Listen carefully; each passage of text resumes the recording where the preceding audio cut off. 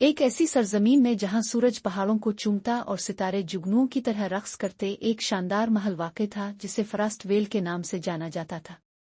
इसकी दीवारें हीरों की तरह चमकती थीं और उसके मीनार आसमान को छूते हुए बर्फ की चमकती हुई चादर में लिपटे हुए थे। ये महल सिर्फ एक इमारत न था, बल्कि जादू से भरपूर एक जिंदा वजूद था जो वहां बसने वालों की खुशियों से सांस लेता और धड़कता था। महल में कई राज छुपे थे, लेकिन सबसे बड़ा राज इसका क्रिस्टल दिल था जो इसके बर्फीली आगोश में छुपा हुआ था। निशा एक पुरजोश 22 साला लड़की इस जादुई दिल की निगहबान थी।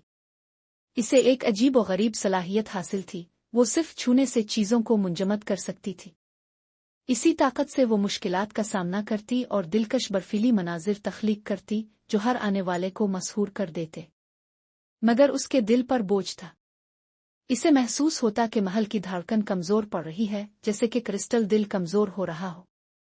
एक ठंडी सुबह जब आसमान से बर्फ के गाले आहिस्ता आहिस्ता झूमते हुए गिरते, निशा ने महल के कदीम कमरों की तलाश का इरादा किया।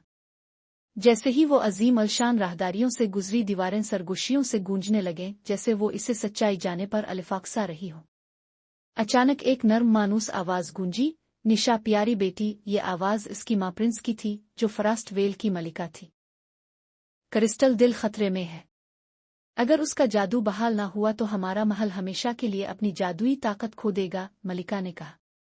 निशा ने हैरत से पूछा, हम इसे कैसे बचा सकते हैं माँ? मलिका प्रिंस ने जवाब दिया, तुम्हें 3 अनासिर जमा करने होंगे: शुमाली हवाओं का जौहर, पहली बर्फबारी के आंसू और एक सच्चे दोस्त के दिल की हरारत।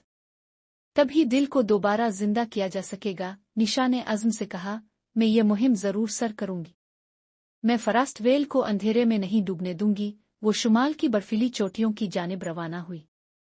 वहां की हवाएं सदियों पुरानी रूहों की तरह गूंज रही थी। निशा ने अपनी ताकत से उन हवाओं को मुंजमद किया और उनका जौहर एक बर्फीले फलक में कैद कर लिया। लेकिन वापसी पर एक शदीद तूफान ने इसे घेर लिया। इसने अपने गिर्द बर्फ की ढाल बना ली और तूफान के खत्म होने तक महफूज रही। फिर वो एक जादुई चरागाह पहुंची जहां सदियों पहले पहली बर्फबारी हुई थी। निशा ने वहां से बर्फ के आंसू इकट्ठे किए जो हीरे की मानिंद चमक रहे थे। वापसी पर इसे एक छोटी सी लुमड़ी मिली जो कांटों में फंसी हुई थी। निशा ने मोहब्बत से बर्फ के लम्ब से इसे आजाद किया। लुमड़ी ने ममनून होकर कहा, तुम्हारा दिल बहुत नर्म है, मैं तुम्हारे साथ चिल्लूंगी।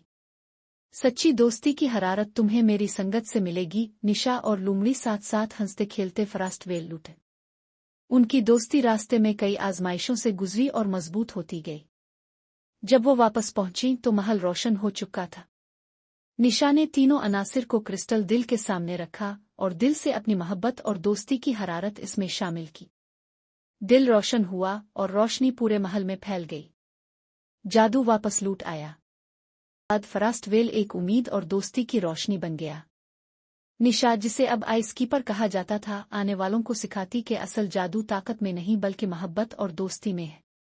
और यूं जहां ख्वाब बर्फ के गालों की तरह रक्स करते, वहां मोहब्बत और मेहरबानी का जादू हमेशा कायम रहा।